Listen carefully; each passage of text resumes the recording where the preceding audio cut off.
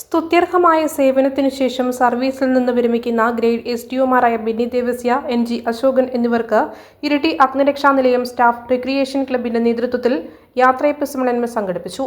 Regional fire officer Ranjith P ചടങ്ങ് ഉദ്ഘാടനം ചെയ്തു. 99 അദ്ദേഹം തൃശ്ശൂരാണ് station officer, fire and rescue ഓഫീസറായിട്ട് തൃശ്ശൂർ സ്റ്റേഷനിൽ അദ്ദേഹം ജോലി ചെയ്തു. തുടർന്ന് ഇങ്ങോട്ട് മട്ടന്നൂർ, പേരാവൂർ 2010 ഇവിടെ ഇരിട്ടി സ്റ്റേഷൻ തുടങ്ങിയപ്പോൾ ഇവിടെ ഏകദേശം 10-12 വർഷം ഈ ഇരിട്ടി നിലയത്തിൽ തന്നെ അദ്ദേഹത്തിന് ജോലി ചെയ്യാൻ സാധിച്ചു. അപ്പോൾ ഇരിട്ടി സ്റ്റേഷനുമായിട്ട് അത്രയധികം അഭേദ്യമായ ബന്ധം, ഇത്രയും 12 വർഷം ഒരു സ്റ്റേഷനിൽ നിൽക്കുക എന്ന് പറയുന്നത് വലിയൊരു കാര്യമാണ്. ഇത്രയും അല്ലേ, ഇവിടെ എല്ലാവരും അറിയാം അദ്ദേഹത്തെ.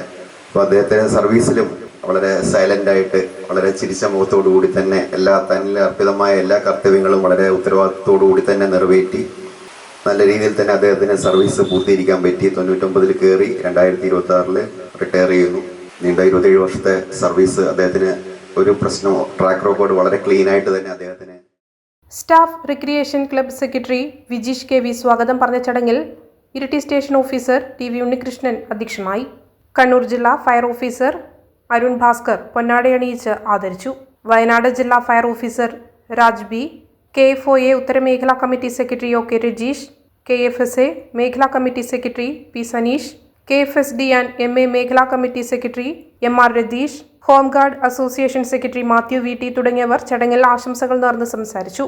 ബെന്നി ദേവസ്യ, N.G. അശോകൻ എന്നിവർ മറുപടി പ്രസംഗം നടത്തി. C.V. സൂരജ് ചടങ്ങിന് നന്ദി പറഞ്ഞു. ഈ ചടങ്ങ് ഇത്ര ഗംഭീരമായ ഈ സദസ്സിൽ ഞങ്ങളെ ഈ വിധത്തിൽ ആദരിച്ച നിങ്ങളോടെല്ലാവരോടും ഞങ്ങളുടെ ഹൃദയപൂർവമായ നന്ദി ഇവിടെ അറിയിക്കുകയാണ്. 1 വർഷത്തെ സേവനം ചെയ്തിട്ടുണ്ട്. അതിനുശേഷമാണ് പിരിഞ്ഞു പോകുന്നത്. ഫസ്റ്റ് ഞാൻ തൃക്കരിപ്പൂരായിരുന്നു ജോലി ചെയ്തത്. അതിനുശേഷം തലശ്ശേരി വന്നു. തലശ്ശേരിയിൽ നിന്ന് പിന്നെ മട്ടന്നൂരെത്തി. മട്ടന്നൂരിൽ നിന്ന് ഇരിട്ടി ആണ് ജോലി ചെയ്ത്. ഇരിട്ടിയിൽ നിന്ന് പിന്നെ കുറ്റിക്കോൽ നിന്ന് പേരാവൂർ, വീണ്ടും ഇരിട്ടിയിൽ എത്തിയിട്ടാണുള്ളത്. ഇപ്പം ലാസ്റ്റ് ഘട്ടത്തിൽ എനിക്ക് ഒരു പ്രൊമോഷൻ ട്രാൻസ്ഫർ ആയിട്ടുണ്ട്. മുക്കത്തേക്കാണ്. അത് കുറച്ച് ദിവസം പോയി ജോയിൻ ചെയ്യണമെന്നാണ് വിചാരിക്കുന്നത്. നിങ്ങൾ ഈ ചടങ്ങിനെ വഴി എത്തി ഞങ്ങളുടെ സന്തോഷം പങ്കുവച്ചതിൽ അതിയായ സന്തോഷം രേഖപ്പെടുത്തി നിർത്തുന്നു. ഇന്നത്തെ സൗകര്യങ്ങളോ ഉപകരണങ്ങളോ ഒന്നും ഇല്ലായിരുന്നു ആ സമയങ്ങളിൽ. അപ്പോൾ അതൊന്നും ഇല്ലാതെ തന്നെ വളരെ ഭംഗിയായിട്ട് സർവീസ് ചെയ്ത് ഒരുപാട് ജീവൻ രക്ഷാപ്രവർത്തനങ്ങൾ പങ്കെടുത്ത് ഒരുപാട് സർവീസിന് വേണ്ടി പ്രയത്നിച്ച 2 വ്യക്തികളാണ് ബെന്നിയും അശോകനും. പ്രത്യേകിച്ച് അശോകന്റെ കേസ് ഞാനിവിടെ പറയാം, സ്കൂബ ടീമോട്ട് വന്നിട്ട് ഈ പ്രായത്തിലും അദ്ദേഹം ഒരു scuba under water rescue team കോളുണ്ടെങ്കിൽ ആദ്യം ഇറങ്ങുന്ന അദ്ദേഹം തന്നെ ആയിരിക്കും, അശോകനായി.